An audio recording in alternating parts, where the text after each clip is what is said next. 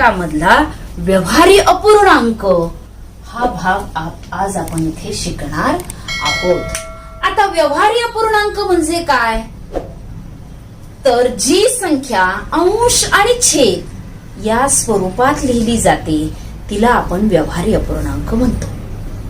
आता पूर्णांक आणि अपूर्णांक, आता आपण एक पेरू खाल्ला तेव्हा पूर्ण पेरू खातो आणि जेव्हा अर्धाच पेरू खातो तेव्हा तो अपूर्ण असतो, म्हणजे तो अपूर्णांक. पण मग अर्धा लिहायचं कसं गणितामध्ये? एक म्हटलं की तुम्ही एक आकडा लिहिता, दोन पेरू खाल्ले की दोन लिहिता, तीन खाल्ले की तीन लिहिता.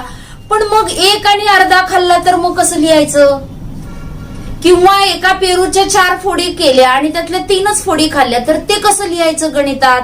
आणि मग अशा ज्या अपूर्ण संख्या आहेत त्या अपूर्णांकाच्या रूपात आपणाला लिहायला शिकायचं आणि ते आपण 3रीला 4थीला शिकलेलो आहोत. मग आता इथे आपण त्याची थोडीशी उजळणी करूया की या आकृतीचे काय केलेले आहेत, 4 समान भाग केलेले आहेत आणि 4 समान भागापैकी एक रेखांकित केलेला आहे.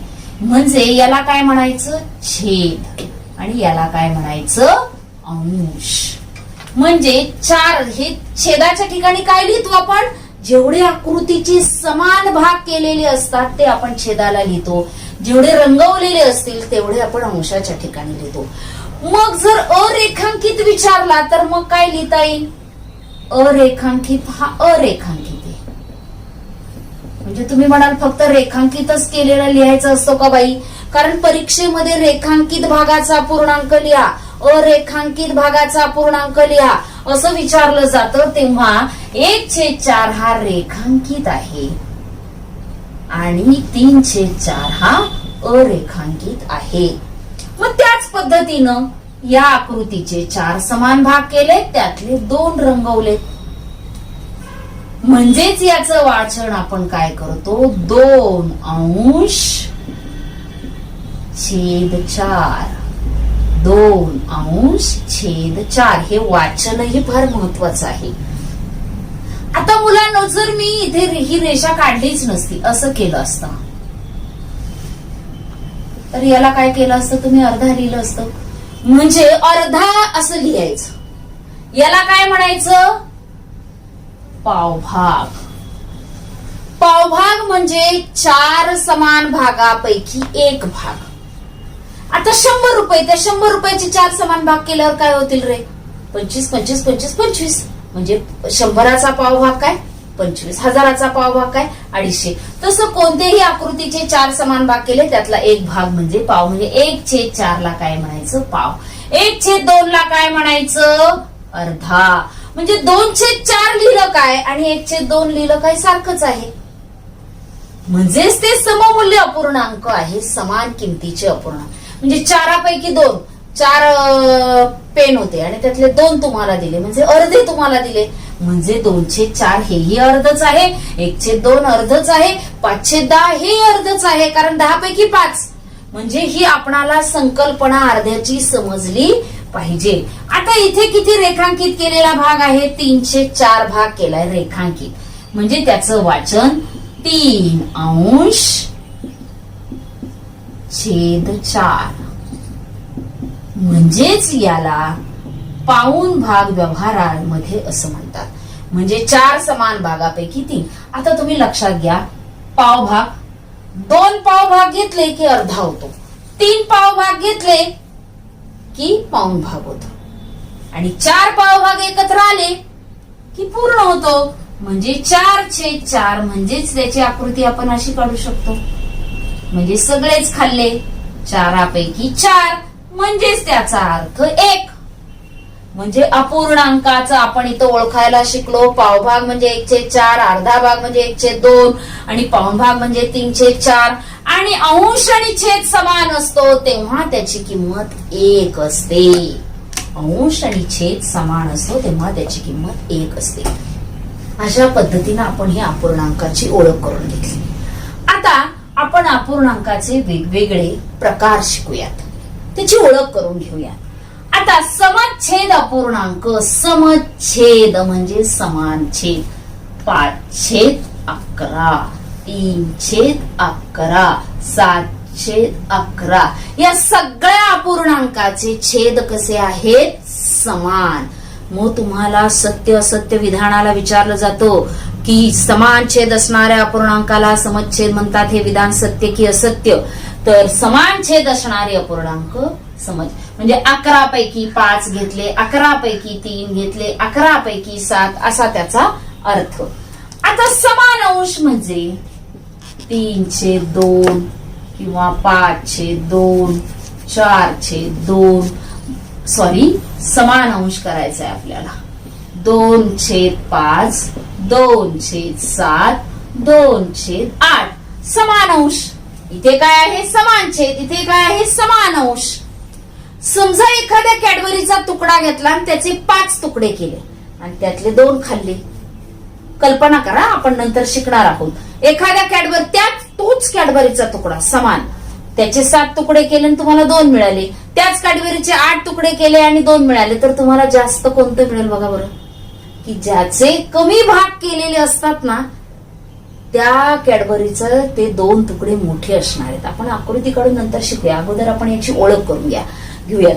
समान छेद म्हणजे समान, समच्छेद म्हणजे समान छेद असणारे, समान अंश म्हणजे अंश समान असलेले, अंशाधिक म्हणजे अंश अधिक, अंश मोठा, छेदापेक्षा अंश मोठा. मग 5 बघा, छेदापेक्षा अंश मोठा अंशाधिक, छेदापेक्षा अंश मोठा अंशाधिक. मग हे मुलांच्या लक्षात येत नाही. आता अंशाधिक अपूर्णांकाची ओळख आपण सेपरेट, त्याचं अंशाधिक अपूर्णांक त्याला काय म्हणायचं किंवा त्याची फोड कशी करायची, तो अपूर्णांक. आता तुम्ही म्हणाल की बाई 3 भागापैकी आपण म्हणतो 11 भागापैकी 5 घेतले, 3 भागापैकी 5 कसे घेतले? इथं मात्र प्रॉब्लेम निर्माण होऊ शकतो आणि म्हणून मग आपल्याला काय करावं लागेल, त्याची फोड आपण शिकणार आहोत. आता छेदाधिक म्हणजे छेद मोठा असणारे, 7/11. छेद मोठा आला, छेदाधिक. छेद अंशापेक्षा छेद मोठा, छेदाधिक. सममूल्य म्हणजे समान किमतीचा. आणि मुलांचं ना परीक्षेमध्ये जम्बलिंग होतं, सममूल्य आणि समच्छेद. समच्छेद म्हणजे समान छेद आणि सममूल्य म्हणजे समान किंमत. समान किंमत मी तुम्हाला इथे सांगितलं होतं बघा, 4/8 आणि 8/16. हे समान छेद आहे, सॉरी सममूल्य आहेत का ते शोधायचे. आता याला आपण संक्षिप्त रूप देऊया. संक्षिप्त रूप म्हणजे त्यापेक्षाही आपल्याला याचा सविस्तर अभ्यास करायचा आहे. तर एका पेरूचे 8 भाग केले आणि त्यातले 4 खाल्ले आणि 16 भाग केले आणि 8 खाल्ले, सारखेच असणार आहेत.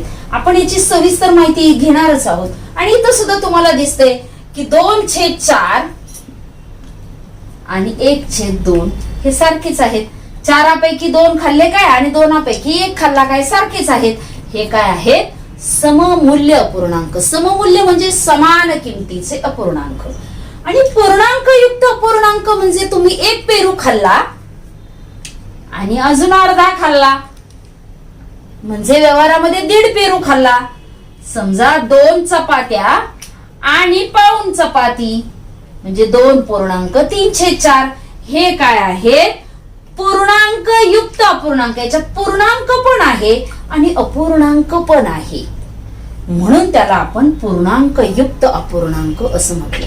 अशा पद्धतीनं आपण समच्छेद म्हणजे समान छेद असणारे, समान अंश अपूर्णांक, अंशाधिक अपूर्णांक अंश मोठा असणारे, छेदाधिक म्हणजे छेद मोठा असणारे, सममूल्य म्हणजे समान किमतीचे आणि पूर्णांक युक्त अपूर्णांक म्हणजे मिश्र स्वरूपाचे, म्हणजेच त्याच्यामध्ये पूर्णांक पण आहे आणि अपूर्णांक पण आहे.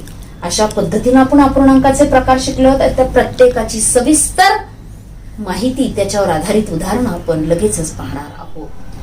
आता आपण समच्छेद अपूर्णांकाविषयी अधिक जाणून घेऊया. आता आपण इथे या आकृतीचे 1, 2, 3, 4, 5, 6 समान भाग केलेत, म्हणजे त्या दोघांचेही छेद 6 झाले. इथे मी जर आता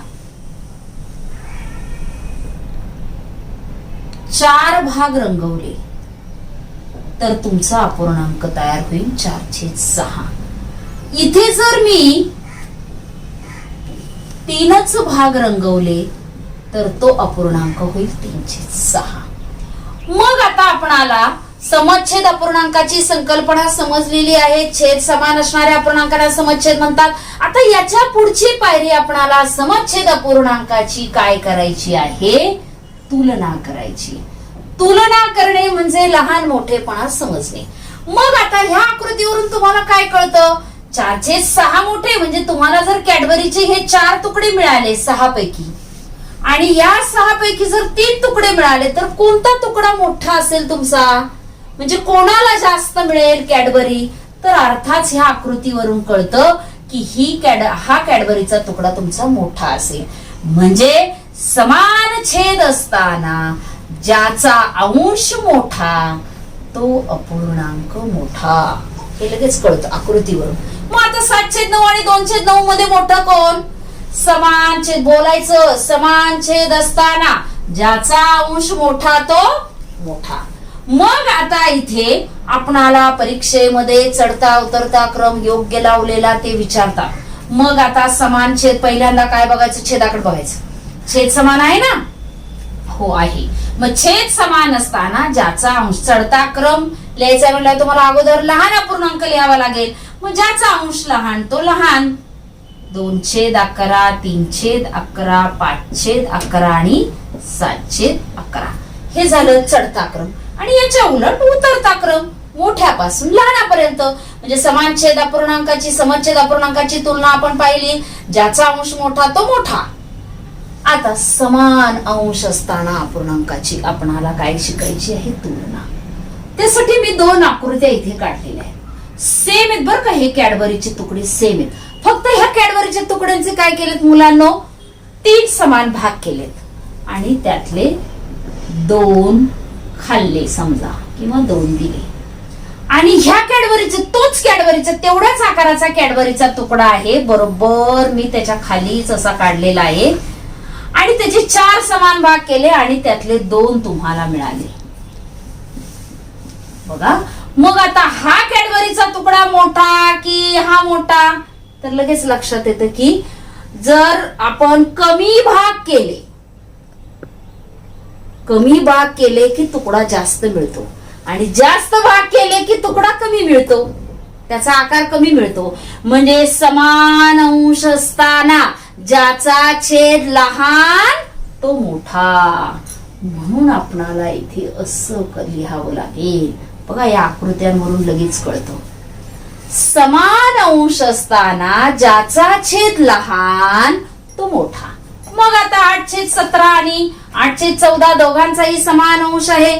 समान अंश असताना ज्याचा छेद लहान तो मोठा. हे नियम बोलायचे नाहीतर जमलिंग होतो. मग आता याचा आपण चढता क्रम लावूया. चढता क्रम लावताना आपल्याला लहान अपूर्णांक पाहिजे. लहान अपूर्णांक समान अंश असताना लहान अपूर्णांक कसा शोधायचा? ज्याचा छेद मोठा तो लहान. ज्याचा छेद मोठा तो लहान. मग कोणाचा छेद मोठा आहे? तर 5, 7, 3, 9. ज्याचा छेद मोठा तो लहान असं म्हणत म्हणत करायचं. मग 2/9 लहान, मग त्याच्यापेक्षा 2/7, मग 2/5 आणि मग सगळ्यात मोठा कोण? 2/3. समान अंश असताना ज्याचा छेद मोठा तो लहान आणि ज्याचा छेद लहान तो सगळ्यात मोठा. मग हे आपणाला सत्य असत्य विधान द्यायला विचारलं जातं. त्यामुळे समच्छेद अपूर्णांकाची तुलना आणि समान अंश अपूर्णांकाची तुलना आणि समच्छेद अपूर्णांकाची तुलना कशी करायची हे आज आपण इथे शिकलेलो आहोत. बऱ्याच म्हणजे आपण आज अपूर्णांक वाचायचा कसा ते शिकलो, तो ओळखायचा कसा ते शिकलो, अपूर्णांकाचे वेगवेगळे प्रकार शिकलो आणि समच्छेद आणि समान अंश असणाऱ्या अपूर्णांकाची तुलनाही शिकलो. आता उद्या आपण भिन्न छेद अपूर्णांकाची तुलना ते आणि त्याच्या पुढचे अनेक प्रकार आपण पुढच्या भागामध्ये पुढच्या व्हिडिओमध्ये शिकणार आहोत. या व्हिडिओच्या खाली जो स्वाध्याय दिलेला आहे तो ऑनलाईन स्वरूपातली ती टेस्ट आहे. ती बऱ्याच जणांना अजूनही समजत नाही. तर व्हिडिओ पाहताना उजव्या बाजूला जो छोटा भरीव ट्रँगल येतो, त्रिकोण येतो, त्याला क्लिक केलं की तुमचा व्हिडिओ वरती सरकतो. खालची माहिती तुम्हाला ओपन होते. डिस्क्रिप्शन बॉक्स मध्ये तुम्हाला ती स्वाध्यायाची लिंक मिळते. त्या लिंक वर टच केलं की फॉर्म भरला जातो आणि मग पेपर ओपन होतो आणि पेपर सोडवला की सबमिट केला की तुम्हाला तुमचे मार्क मिळतात. तुम्ही सोडवा आणि तुमच्या मित्रांनाही पेपर कसा सोडवायचा ते सांगा आणि सराव करा. आणि हा व्हिडिओ आवडला असेल तर लाईक करा, शेअर करा आणि यशोदीप शिष्यवृत्ती मार्गदर्शन चॅनलला सबस्क्राईब करा. धन्यवाद.